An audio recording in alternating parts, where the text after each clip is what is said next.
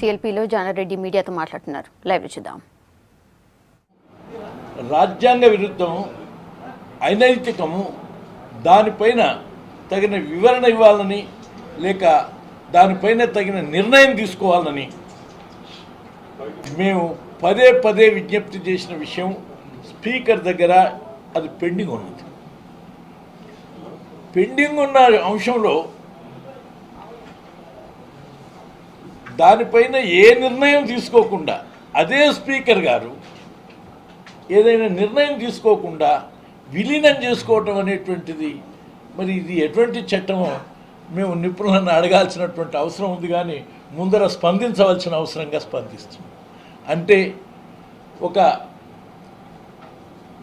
నైతిక సూత్రం ప్రకారం నీ ముందర పలాని విషయంలో చట్ట విరుద్ధం జరుగుతున్నది, ఈ పలాని విషయంలో చర్య తీసుకోవాల్సిన అవసరం ఉంది అని మేము ఇచ్చిన విజ్ఞప్తి నీ దగ్గర ఉన్న పెండింగ్ది మొదటగా దాన్ని ఏ తప్పు లేదనో లేకుంటే చట్టబద్ధంగా ఇది కరెక్ట్ అనో ఇది అవసరం లేదనో చెప్పి ఆ దానిపైన విలీనం యొక్క సంగతి నిర్ణయం తీసుకోవాలి. కానీ అక్కడ నీ దగ్గరనే పెండింగ్లో ఉంటే నువ్వు విలీనం చేస్తున్నావు అంటే ఇంకా ఎవరికి చెప్పుకోవాలి? అంటే ఈ విషయాన్ని మేము మరొకసారి న్యాయ నిపుణులని అడిగి తెలుసుకోవాల్సిన అవసరం ఉంది. ఆ తర్వాత ఆ వ్యవస్థలకు చెప్పుకోవాల్సిన అవసరం ఉంది. కానీ ఇమ్మీడియట్గా జరిగిన సంఘటన మీద మా ఈ స్పందనని తప్పనిసరిగా మేము వ్యక్తపరచాల్సినటువంటి అవసరం ఉంది. ముఖ్యంగా ఈ అంశం సుప్రీంకోర్టు, హైకోర్టులు ఇచ్చిన తీర్పులకు కొన్ని ఉన్నప్పటికీ ఇది మీ దగ్గర ఉన్న పిటిషన్ని మీరు దాన్ని పూర్తి చేయకముందే ఆ పిటిషన్ పెండింగ్లో ఉంచి వీళ్ళు విలీనం చేరుతున్నారంటే ఇంకా దాంట్లో ఏమి చర్య తీసుకోకూడదు, చర్య తీసుకోవాల్సిన అవసరం లేదని కదా దాని అర్థం. నిజంగా మరి ఇది చట్టబద్ధమా అనేది తెలవాలి. రెండోది, అక్కడికి చట్టం సంగతి ఏంటిదో ఇది నైతికమా, ప్రజాస్వామికమా అనేటువంటి విషయాన్ని మాకు చాలా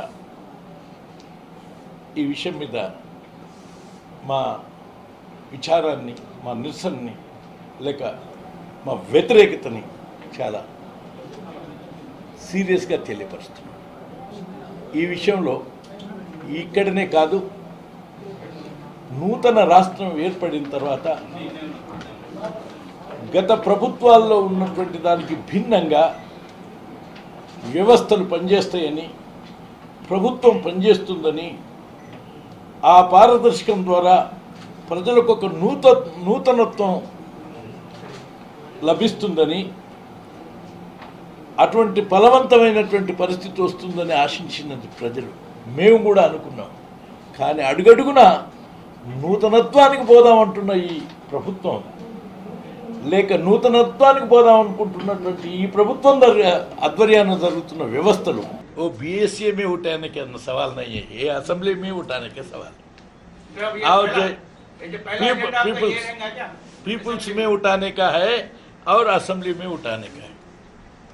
स्पीकर का लेकर आता ये विषय ताजा स्पीकर के मैंने लेकर స్పీకర్ కు రాస్తాము. రాజ్యాంగ నిపుణులతో మేము చర్చించి స్పీకర్కి ఏమి రాయాలి, ఏమి చెప్పాలి, మళ్ళీ అవసరమైతే కోర్టుకు ఏ విధంగా మనం తెలియజేయాలి, ఈ విషయాలను సంప్రదించిన తర్వాత చేస్తాం.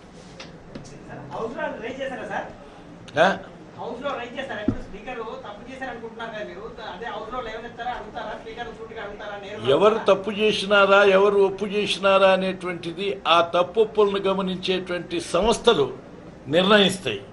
కానీ మాకు కలిగినటువంటి ఈ అభిప్రాయాన్ని మేము ఆ సందర్భాల్లో ఏ ఫోరం మీద వ్యక్తపరచాలనో వ్యక్తపరుస్తాం అని నేను అనుకుంటున్నాను. ఒకవేళ ఇది చట్టబద్ధం అనే విషయం ఉంటే ఆయన వివరణ ఇచ్చి చెప్తే అప్పుడు మేము అర్థం చేసుకుంటాం.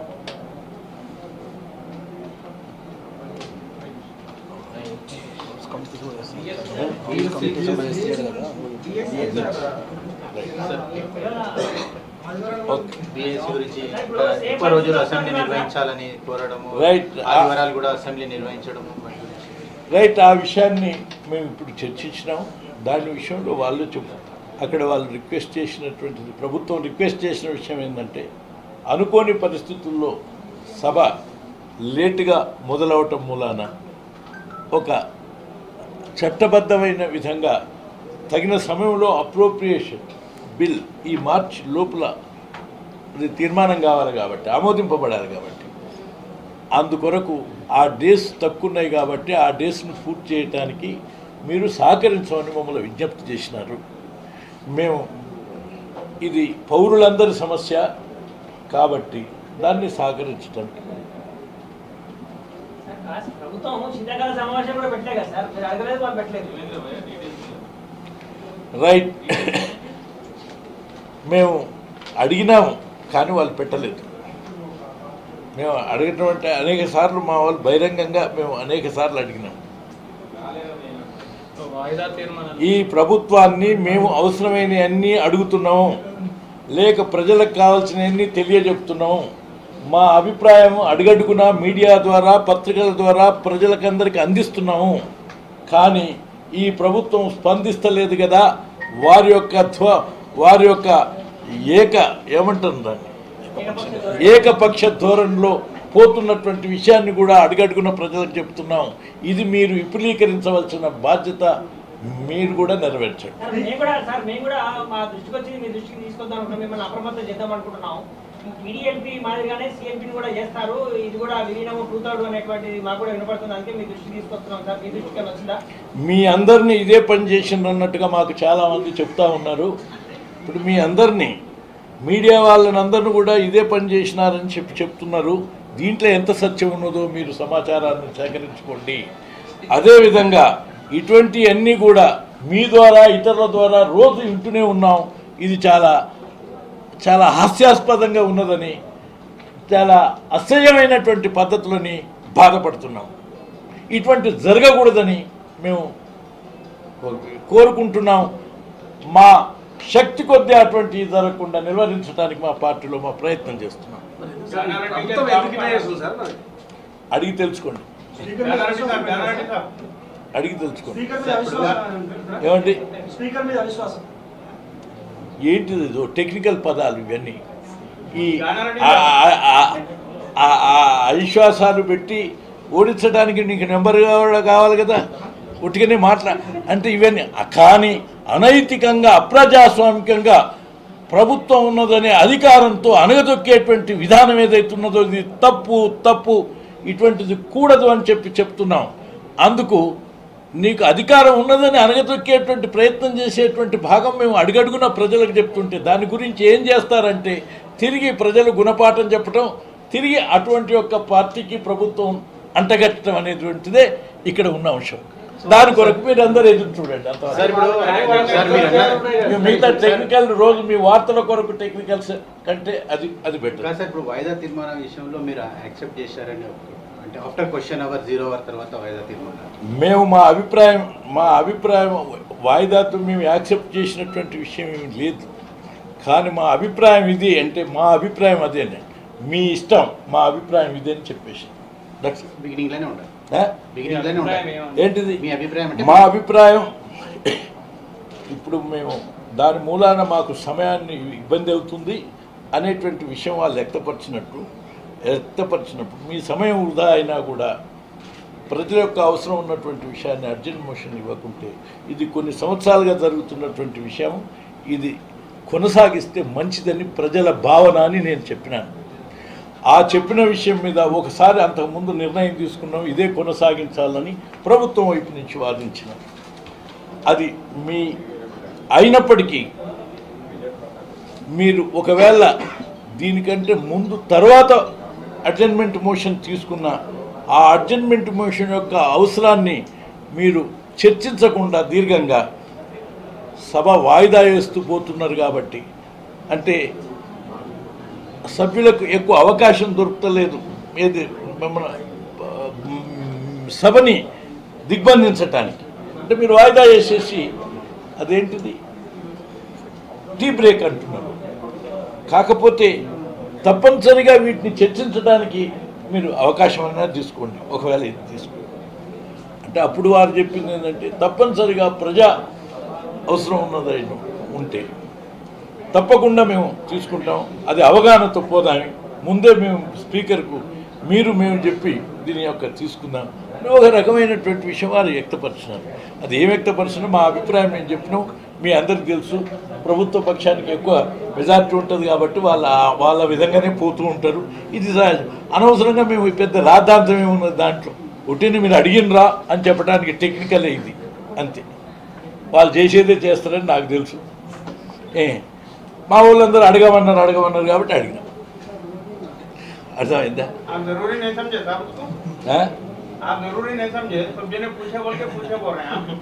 अरे मैं जरूरी समझे मगर उन्होंने नहीं सुनते बोल के मुझे मालूम है ना भाई। अरे सॉफ्ट अरे कार्नर नहीं है, सॉफ्ट नहीं है. जो ఎవరెక్కడ ఉండాలో అక్కడే ఉన్నారు. అందుకనే ప్రశ్నించినాం కదా. అంటే మాకు ఒకటే ఉన్నది, ఈ ప్రశ్నలన్నిటికీ సమాధానం ఒకటే. మీరు టెక్నికల్గా ప్రశ్నించమంటున్నారు కాబట్టి ప్రశ్నించలేదంటే మీరు ఎందుకు ప్రశ్నించలేదంటారు. ప్రశ్నిస్తే మీకు ముందరనే తెలుసు కదా అంటారు. Right, we are doing our duty అంటే అంతకుముందు చేసినాం, ఇప్పుడు కూడా చేసినాం. దీని అందరికీ ఒకటే ఇది. నేను దాంట్లో అంతకుముందే చెప్పిన, ఏమైనా ప్రభుత్వం ఎవరైతే వాళ్ళు ఇష్టం వచ్చినట్టుగా చేసుకోవచ్చు అనే నానుడి తయారైంది. అందుకని అటువంటి పరిస్థితుల్లో ప్రభుత్వం ఇట్లా జరపడం మంచిదా కాదా అని ప్రజలు గుణపాఠం చెప్పాలి. ఇక ఇట్లనే వచ్చిన ప్రభుత్వాలు కూడా మేము ముందుకొని మేము ఇట్లనే చేయాలనుకునే వాళ్ళే వస్తుంటారు. ఇది ఇటు అది అట్లా. ఇది ప్రజాస్వామ్యానికి సరి అయిందా కాదా అని మన ముందర ఉన్న ప్రశ్న. ఈ ప్రశ్నకు మీ మీడియా ద్వారా అనేక రకాల విశ్లేషణలు, విషయాలని చైతన్యం పడే విధంగా మీరు తెలియజేయాలి, మా పార్టీల ద్వారా మేము తెలియజేయాలి. తగిన సమయంలో ఈ ప్రభుత్వాలకు గుణపాఠాలు చెప్తారు. సార్, బై ఎలక్షన్ గురించి ఎట్లా ఏకగ్రీవం అవుతుందంటారు? గవర్నమెంట్ ఎట్లా నాకెట్లా తెలుస్తుంది? అటువంటి ఇప్పుడు ఆల్రెడీ మా సభ్యుడు ఒకడు రేజ్ చేసింది. ఆ ప్రభుత్వం దానికి స్పందిస్తుందా లేదా మేము వెయిట్ చేస్తాం. ముందరనే మాకెట్లా తెలుస్తుంది? ఓకే, ఇంకే ఇది అడుగుతారా ఏదన్నా? ఏది మన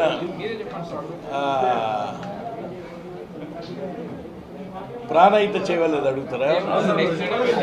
మిమ్మల్ని అడిగించుకోవాల్సి వస్తుంది. మళ్ళీ మీరు అడగమంటున్నారు, మళ్ళీ మిమ్మల్ని రైట్. మిగతా విషయాలన్నీ తర్వాత. కానీ రెండు విషయాలు, నిన్న అగ్రిమెంట్ అనేటువంటి అంశాన్ని ఒక్కటే పరిమితమైంది. ఇది సహజంగా ఆటోమేటిక్గా జరిగే విధానమే. మీకు నిన్న ఇచ్చిన మీ దగ్గర ఉన్నది, మీరు ఒక్కసారి నిన్న జరిగిన విషయాన్ని చూస్తే గత కొన్ని సంవత్సరాలుగా రెండు రాష్ట్రాల మధ్య జరుగుతున్నటువంటి ఆలోచనని, అగ్రిమెంట్ని, అంశాలను పురస్కరించుకునే ఇది సాగింది అని అన్నారు. ఇది నిర్ణయం కాదు, నీళ్ళొచ్చే నిర్ణయం కాదు. ఇన్ ప్రిన్సిపల్గా ఇది ఇంతకుముందు అగ్రిమెంట్ చూసినారు కదా. ఇది మీ దగ్గర కాంగ్రెస్ ఇది ఇంతకుముందు అగ్రిమెంట్, ఇప్పుడు నిన్న జరిగిన అగ్రిమెంట్. ఈ అగ్రిమెంట్ ఏంటిది అంటే గతంలో కూడా ఇన్ ప్రిన్సిపల్ మన రెండు రాష్ట్రాల మధ్య మీరు నిర్మాణం చేసుకునే దానికి తగిన సర్వేస్ చేసి తగిన మీ ప్రతిపాదనలు ఇచ్చి మేము ఆ ప్రతిపాదనల్ని చర్చించి నిర్ణయం తీసుకోవటానికి వీలుగా మనం అగ్రి అయినాము అనేటువంటిది. ఆ అగ్రిమెంట్ ద్వారా ఒక స్టాండింగ్ కమిటీ, ఆ తర్వాత ఒక సమన్వయ కమిటీ, ఇంకా ఒక టెక్నికల్ కమిటీలను ఏర్పాటు చేస్తారు. ఆ కమిటీలన్నీ ఇది మేము ఎంత ఎత్తులో కడతాం ఎంత ఎత్తులో కడతాం అనేటువంటిది వాళ్ళ మీ భూమి మీకు ఎంత నష్టం అవుతుంది ఏమవుతుంది మీ నష్టానికి మేము ఇస్తాము అని ఈ చర్చలు చేసి ఫైనల్ బోర్డుకు ఇంటర్స్టేట్ బోర్డుకు పోవాలి. ఆ ఇంటర్స్టేట్ బోర్డు నిర్ణయం తీసుకుంటేనే అప్పుడు నిర్ణయం.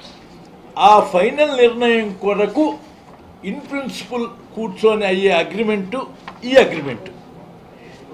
ఇదే అగ్రిమెంట్ అయిన తర్వాత ఈ విషయాన్ని సర్వేలు పూర్తి కాకముందే లేక టెక్నికల్ కమిటీస్ అవన్నీ సగం సగం జరిగినప్పుడు ప్రభుత్వం మారింది కాబట్టి సరే మనం ప్రతిపాదించినటువంటి 152ని మేము ఒప్పుకోమని అంటున్న సందర్భంలో ఈ ప్రభుత్వం మళ్ళీ వేరే ప్రతిపాదనలు ఇస్తాము అని అగ్రిమెంట్ అయింది. నిన్న ఆ ప్రతిపాదనలు ఏమేమి ఇవ్వదలుచుకున్నారో ఇస్తే ఆ ఇచ్చినటువంటి మేడిగడ్డ కానీ మళ్ళీ ఇది తుమ్మిడెట్టి కానీ వీటి విషయం మీద వాళ్ళ యొక్క అంగీకారం ఏంటిదో తిరిగి తెలియపరచడానికి మళ్ళా సమయం ఉంటుంది, సేమ్ మొన్న ఉన్నట్టే. కానీ ఇది తుది నిర్ణయం కాదు, ఇది ఓన్లీ ఇన్ ప్రిన్సిపల్ అగ్రిమెంట్. గతంలో ఉన్న అగ్రిమెంటే, గతంలో ఉన్నటువంటి అగ్రిమెంట్ పార్టీని ఈ అగ్రిమెంట్ కూడా కొనసాగుతుంది.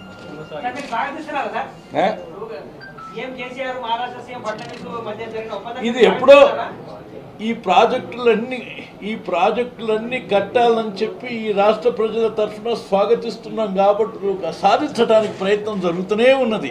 అందులో భాగమే ఇది కొనసాగింపు. ఇది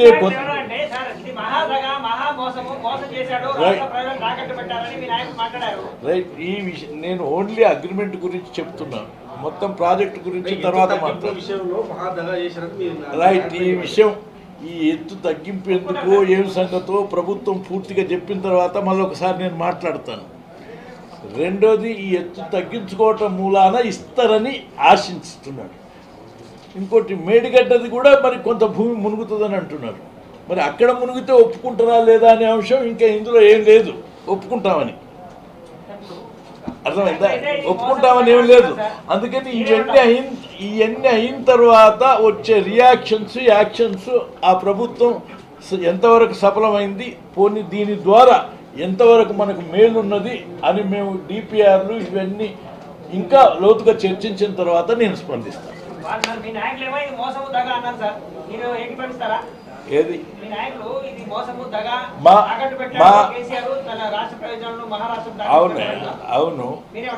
అవును ఆ ప్రాంతంలోనే అది సాధించుంటే ఈ రాష్ట్రానికి ఎక్కువ మేలు జరిగేదని మా నాయకుల యొక్క అభిప్రాయం. తుమ్మిడెట్టి దగ్గరనే అది సాధించుంటే ఈ ప్రభుత్వం ఇంకా దీన్ని స్వాగతిస్తుంటుంది. అది సాధించకపోవటం వలన అది అందుకని మీరు ఆ సంబరాలు ఎందుకు, అది పూర్తి కాలేదు, ఇంకా అది విషయమే పూర్తి కాలేదు. ఆ సంబరాలకు ఏమర్థమో మాకు అర్థం కాలేదు. మీకు ఏమైనా అర్థమైతే కమాన్ గో హెడ్, మీరు వివరాలు చెప్పండి. Right, okay.